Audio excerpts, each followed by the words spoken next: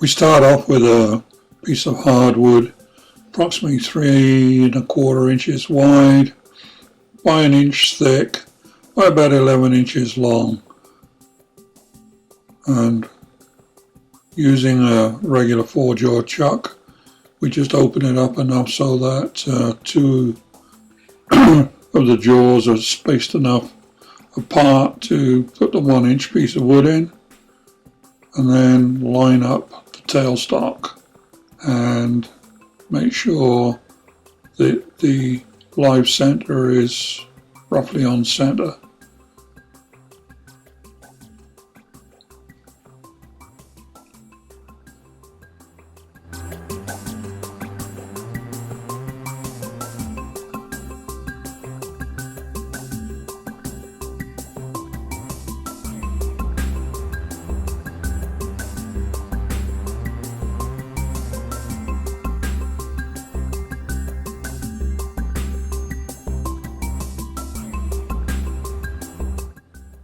Then, using a roughing gouge, we will now shape down the blank to form the handle on the one end of the spatula.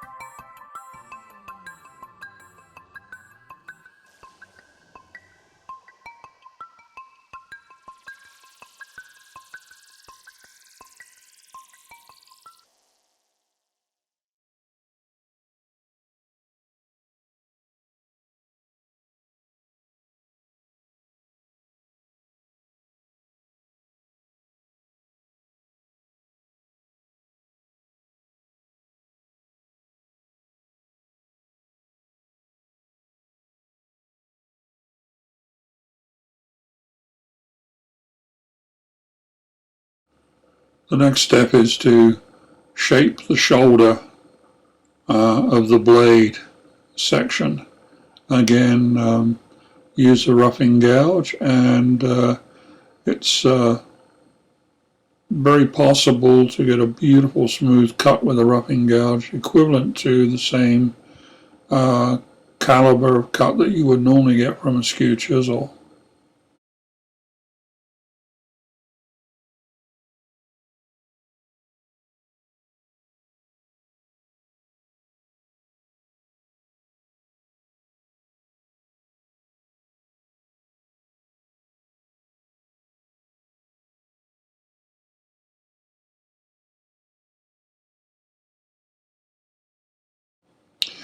We now change tools over to a 1/2-inch spindle gouge to do the final shaping on the handle. Create the knob on the end and just give the handle a nice sort of swollen middle to make a good handle for gripping.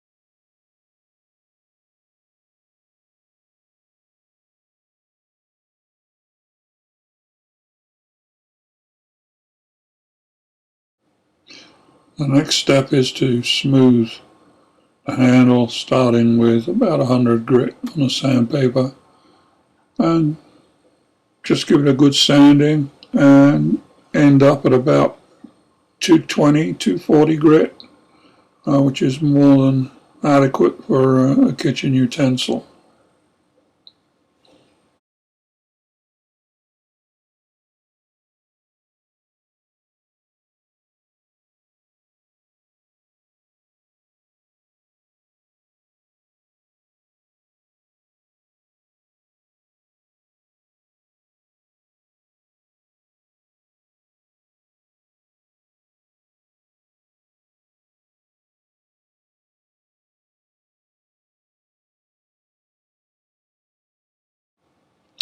Now for some decoration, just to give it some appeal to prospective buyer. This is a point tool, so I'm going to make some equal spaced V-cuts on the handle.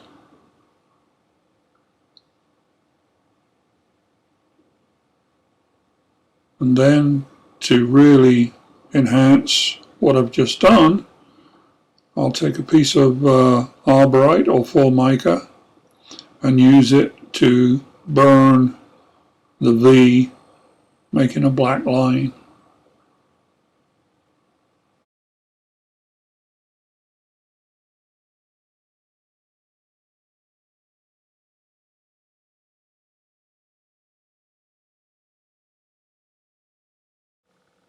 Just to finish off, just go back over it again with some 240 grit sandpaper, just so you get some nice clean edges on those burned V's.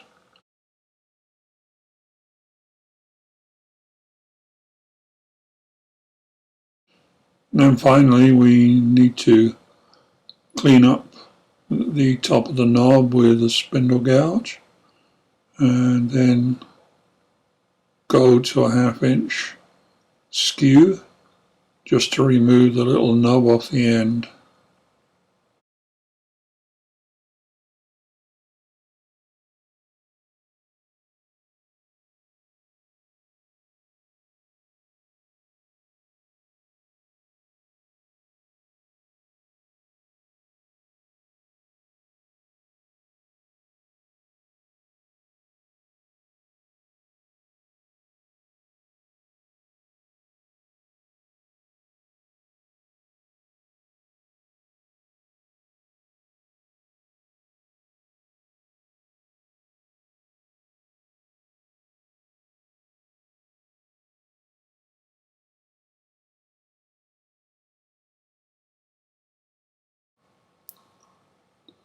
Now just a final touch up at the end of the handle with some 220 or 240 grit sandpaper again.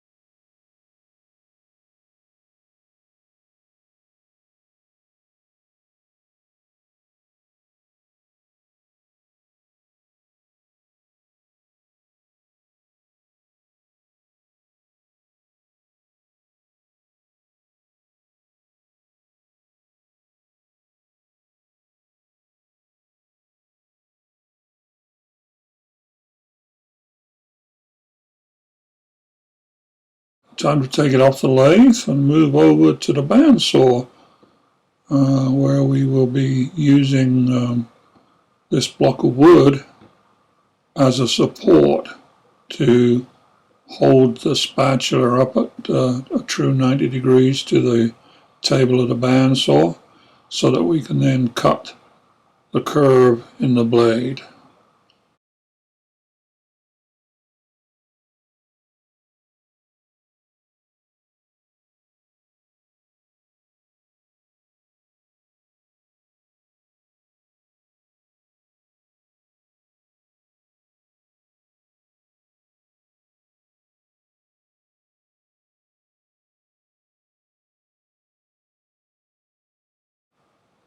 Always be sure to keep your fingers a good safe distance away from the blade. I'm using a 1/2 inch blade here that isn't particularly sharp, but even then, as you're coming to the end of the cut, really make sure you keep your fingers back, and if there's too much pressure on the cut, it can suddenly part off the piece of wood, and next thing you know is the blade has gone into your fingers. So go very slowly.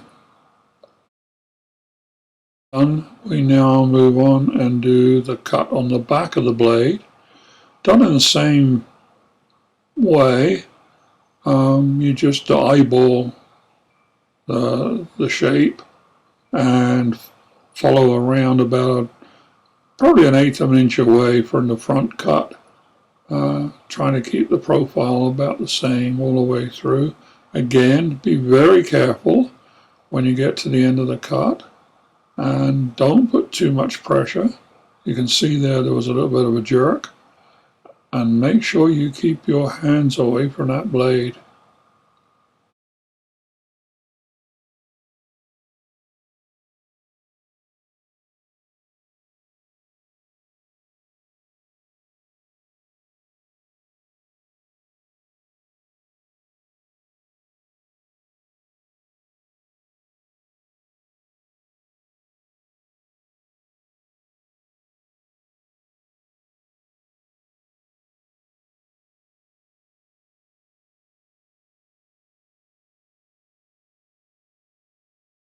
Step, which is to use a sanding drum to clean off all of the little ripples from the teeth on the bandsaw blade. So this is a pneumatic drum that you can inflate.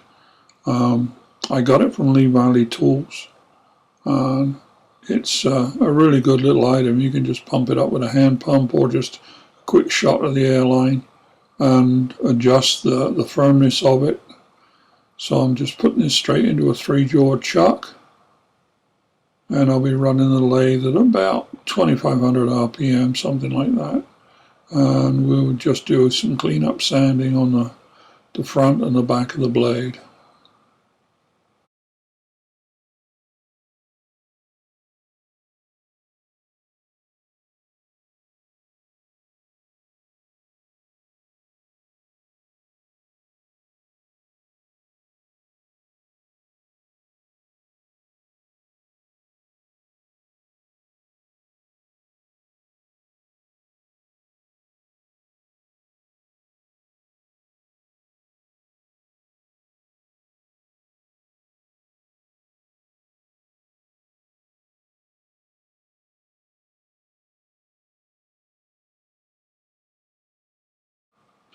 Normally I'd have the dust collector running at this point, just to pick up the dust, but I didn't bother to turn it on because of the noise. Well, since then I've taken all of the background noise right off the video, so it really didn't matter anyway. I could have turned it on.